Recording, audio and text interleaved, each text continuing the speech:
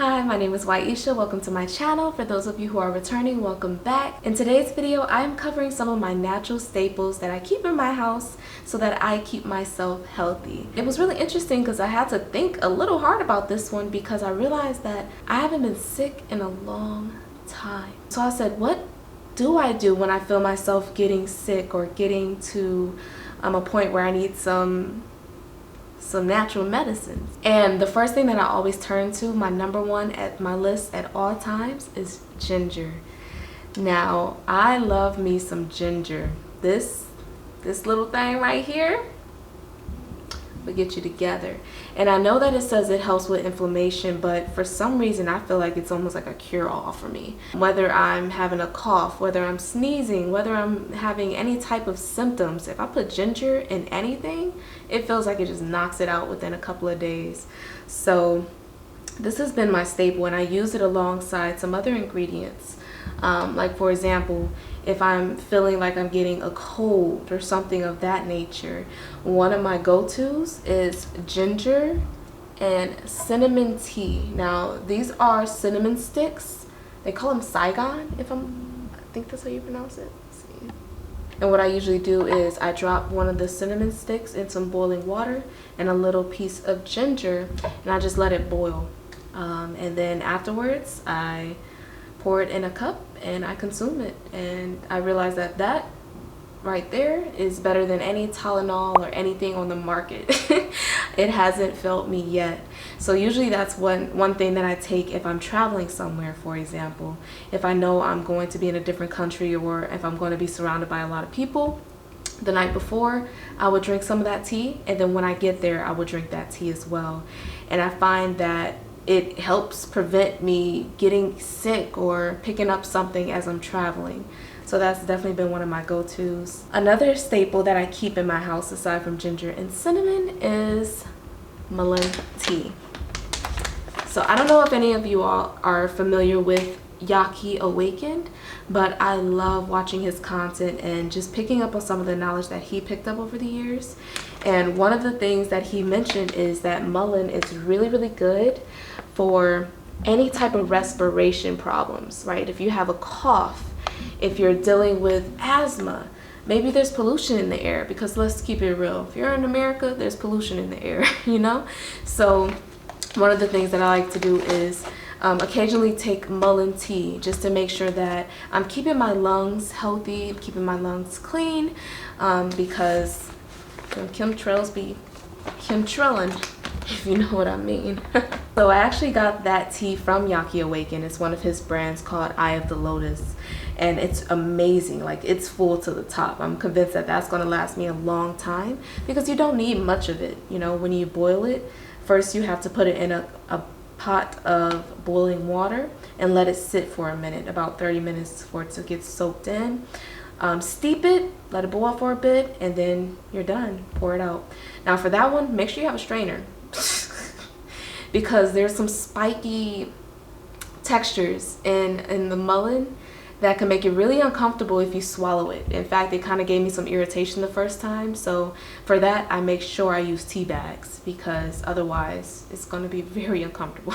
Lastly, what I make sure to keep in my house is honey, preferably local honey. And I'm just finding out that technically if you consume honey, you're not vegan. And it's like, the truth is, I choose not to align with these different types of names, whether it's vegan, vegetarian, and the truth is like, I want to keep it simple. I choose to eat things that are healthy for me and aligned with my mind, body, and spirit.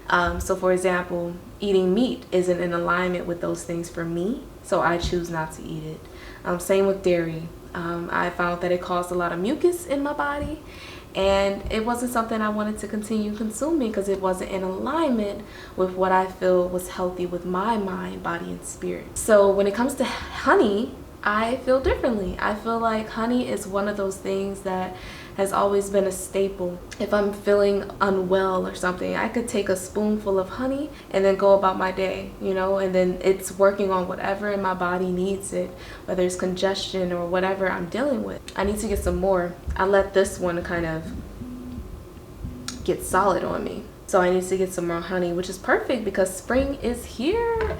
So I'm looking forward to going to my local farmers markets and buying some fresh local honey. I even received some insights from my spiritual mother. She's a holistic health or a holistic healer as well. So I'll be sure to leave her website in the description below if you're interested in getting some type of consultation from a nutritional consultant. I'll leave her information in the description below, but she gave me some really good insights about using local honey to help with allergies. So spring came around here in Michigan and it was kicking my butt with the allergies. So she said, yeah, she said around this time, make sure you consume a little bit more honey, because the pollen and stuff that's floating around in the air, 9 times out of 10, our bees have already worked with that pollen, right? And then when you're consuming things, you're teaching your body to become used to these things, you won't have these huge allergic reactions. So aside from that, those are pretty much the staples that I keep in my house. I almost forgot a big one, and it is my Detox tea. I'll leave a link in the description below if you haven't seen my video already, where I show all of the ingredients and explain what each of them does in detail, and also how to make it. So be sure to check out that video if you're interested. But this detox tea essentially consists of burdock root, yellow dock root, dandelion leaf, and dandelion roots. And it's essentially a blood cleanser, a liver cleanser. And I usually take it, I haven't been taking it as much as I needed to recently, but I usually take it as well if I'm traveling or something, or if I'm eating something that I know is not good for me, right? So maybe I'm out at a party or celebrating someone's birthday and I decide to eat a piece of cake, or I decide to eat something that's probably a little more on the line of processed. After I do that, I'd be sure to go back home and take out that detox tea and just drink it, and make sure that my body is continuously flushing those toxins out of my body. So that tea is really helpful with that. I think it's also considered a diuretic. It makes you pee.